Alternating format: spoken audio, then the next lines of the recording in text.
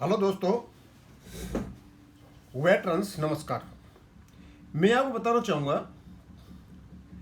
कि AIBRAF ने एक लेटर लिखा GD नदर साहब को, जो उन्होंने चार्टर ऑफ डिमांड दिया है। और उसमें क्या क्या कहा है उन्होंने वो बताऊंगा आपको। लेकिन साथ में हम ये चाहते थे कि ये यूनियन स्पष्ट रूप से लिखे कि भैया तुमको ये COD चार्ट ऑफ डिमांड देने की जरूरत क्या पड़ गई थी जब आपको पूछा ही नहीं था, और इससे हमारे केस को कितना नुकसान होगा, वो चीज़ें मैं ला रहा हूँ। लेकिन इन्होंने लिखा तो बहुत ज़रूरी है कि हम ये भी बताएं कि इनके अलावा ऐसी कौन सी यूनियन है जो इनको बता रही हैं सारी बातें। तो इनका सब्जेक्ट है submission of common charter of demands on behalf of bank pensioners and retirees in ensuing wage revision negotiations between IBA and UFBU for serving employees and officers। और योर सर्कुलर नंबर, ये GD का जो circular था, जो कुछ था उसके संबंध में लेकर के, तो पहले उसका जो पैराग्राफ है उन्होंने इसे बताया कि भाई 13वें बेस्ट सेटलमेंट में आपने जो कुछ भी ये लिखा है और क्या क्या ये चला रहा है। तो ये पहली बात तो ये है कि बैंक पेंशनर किसी भी प्रकार से निगोशिएट टीम के हिस्सा नहीं है, और आपकी लीडरशिप में हम कुछ सब कुछ करते रहे लेकिन आपने हमारे लिए कुछ भी नहीं किया।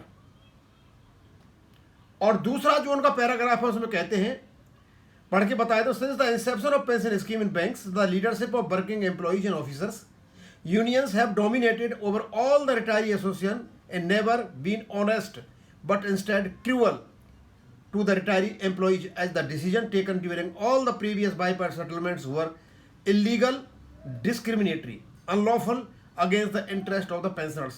We would like to remind you that during your tenure as General Secretary of IBOC, यानी नदब साहब IBOC के जनरल सेक्रेटरी भी रहे थे, तो उनको याद दिला दिया कि तुमने क्या क्या किया और अब तुम क्या कर रहे हो।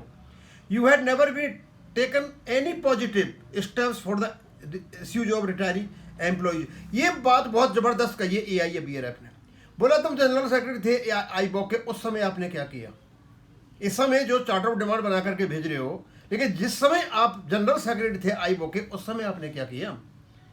The things would have been much better by now had you initiated the reforms for the retirees during your tenure as general secretary IBOC।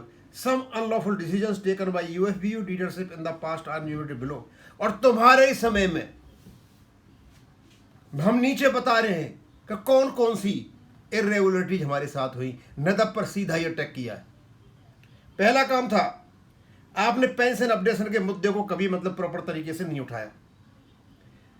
दूसरा, 1616 और 1684 पॉइंट का जो जिक्र आता है वो। तीसरा, टेपर DA 2002 से पहले वालों के लिए। फिर एक्स ग्रेसिया का मुद्दा। फिर आपका आ गया नेशनल पैटर्न का DA। फिर आपको ले आए वो क्या नाम है जो ये आपका खंडेलवाल कमेटी। उसके बाद 808 पॉइंट का किस्सा। और 2002 से पहले वाले जितने भी रिटायरीज थे उनको 2023 से जो DA दिया गया उससे पहले वाला एरिया। उन्होंने पूछा, नदब साहब बताइए हमें, आप तो जनरल सेक्रेटरी थे ना IBOC के, जब आपने क्या किया था। ये तो मुद्दे आपके सामने ही जो गिना रहे हैं हम आपके सामने।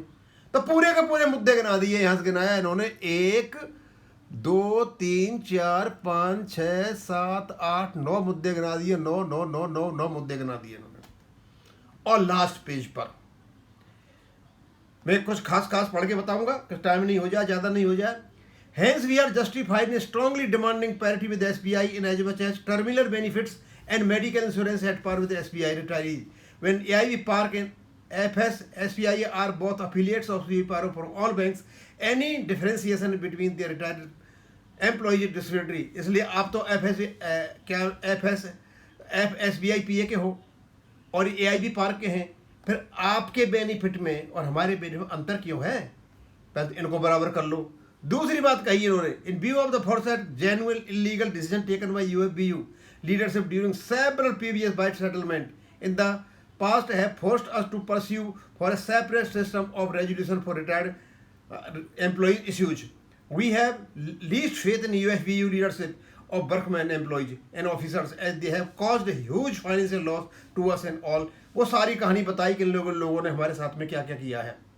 उसके बाद बताते भी all bank retirees demand that the pension updation issue still lie on RBI lines 1/3/2019 and free health insurance policy issue for all bank 2015 से शुड बी निगोशिएशन का पार्ट होना चाहिए. और सारी बात देने के बाद we gave option to our respect bank for joining pension scheme who sought for एग्रीकल ऑप्शन 94. और हमने ये अपनी जो ऑप्शन दिया था 1995 का ये आया था. सारी बातें की और अंत में ये बताते हैं. सारी बातें बताने के बाद ये नदब जी को बताते हैं. नदब जी आप बात सुनिए हमारी अच्छी तरह से. We are of the confirm view that only bank board of director have authority and liability to implement pension regulation 1995. वो तुम्हारे बस की बात नहीं है. तुम जो कर रहे हो ना COD जो भेज रहे हो,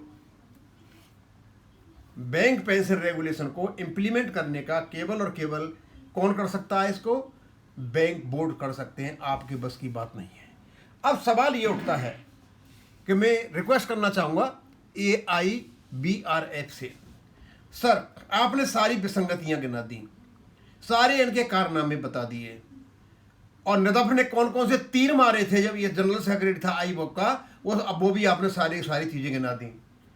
और इन वर्किंग यूनियन से किस प्रकार हमारे साथ धोखा किया वो भी आपने सारी चीज़ें बता दी. और बाद में यही बता दिया कि आपके हाथ में कुछ भी नहीं है. जो कुछ करेंगे, जो कुछ होगा, हमारी जो स्टैट्यूटरी बॉडी बैंक हैं उनके चेयरमैन है, बोर्ड ऑफ डायरेक्टर्स हैं, वो करेंगे. हाँ, अब we are confident that CFRO will answer all the above benefits given to members of FS.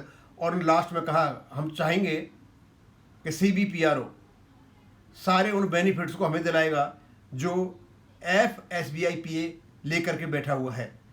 And this one step CFRO will mean a great leap of tried employ. और जब लगेगा कि हाँ CBPRO कुछ कर रहा है. अब दोस्तों हम लौट करके दूसरी चीज पर आते हैं. उन्होंने तो एक डिमांड की और ये जो कुछ डिमांड ने 9-10 पॉइंट इन्हें बताए, होना जाना कुछ नहीं है. न तो नदब जी के हाथ में है, न CBPRO के हाथ में, न और किसी के हाथ में है. होना जाना कुछ नहीं है. बस इन्होंने एक मतलब एक अटैक कह सकते हो, सीधा ही अटैक किया नदब पे कि आप जो चार्ट ऑफ डिमांड भेज रहे हो तो आपके ही टाइम के इतने मुद्दे पड़े हैं, उनको सुलझवा लो पहले. और एक भी मुद्दे का जिक्र नहीं है उसमें जो डिमांड में किया है. एक ही मुद्दे का जिक्र नहीं है. अब इनसे यह पूछा जाए भाई कि तुमने आखिरकार इस मौके पे किससे कहने पर यह सारा का सारा खेल रचा था? तो मैं तो यही चाहूँगा, लेटर आपने लिखा है, बहुत अच्छा किया CBPRO को और नदब को. लेकिन मैं ये कहना चाहूँगा आपसे कि आप इसकी लीगल स्टडी करें. और इन्होंने जो हथियार दिया है IBA के हाथ में, क्यों IBA रेस्पोंडेंट पार्टी हमारे केस में एक हथियार जो दिया है, उसका मतलब ये है, मैं बता दूं कहने का, कि हमारे रेगुलेशन को जो वेस्टेड इंटरेस्ट है, हमारे जो राइट दे रखे हैं रेगुलेशन में, जो राइट है हमारा लीगल राइट है, वो छिनता है. क्यों छिनता है? क्योंकि इनके डिमांड से ये निकल करके आता है कि जो रिटायरीज है CBPRO काफी मजबूत संगठन है, एक डिमांड है इनकी पेंशन की, इसलिए उसमें निगोशिएशन करने की जरूरत है. और इनकी डिमांड है क्या? RBI लाइन पर, इसलिए निगोशिएशन की जरूरत है. तो इसमें दो पार्टीज बैठेंगी और सेटलमेंट करेंगी और निगोशिएशन में पहुंचेंगे. इसका मतलब यह हो गया आपका जो रेगुलेशन बेस्ड आपका जो सुनवाई चल रही है, कोर्ट को वहां गुमराह किया जा सकता है कि साहब आप इसको छोड़िए, इनकी डिमांड आ गई है हमारे पास निगोशिएशन के लिए, इसलिए हम निगोशिएशन करेंगे और हम देखेंगे कि ये फाइनेंशियली वाइबल है या नहीं. यानी उल्टा घुमा करके पेंशन फंड थ्योरी को घुसवाया किसने? CBPRO ने यहां पे, और नदफ ने. आपके नदफ तो आईवॉक का रहा हुआ है. अब आईवॉक की जो वर्तमान की जो इनकी क्या नाम है ऑफिस बियरर्स, उनसे इनकी दोस्ती है.